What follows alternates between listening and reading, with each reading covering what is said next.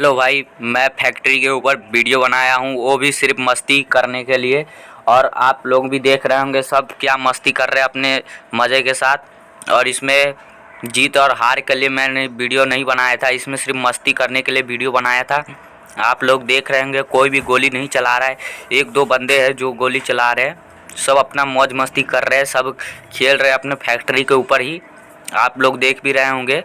और ये कहता हूँ कि भाई आप लोगों को मेरा वीडियो पसंद आया होगा तो हमारे वीडियो को लाइक, कमेंट, शेयर और सब्सक्राइब कर देना और बेल आइकन को भी बजा देना।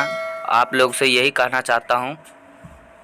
और अब भाई हम पूरा वीडियो इसीलिए नहीं बनाए कि हमें बुइया नहीं करना था, बुइया तो वैसे हम कर देते लेकिन हमने नहीं किए।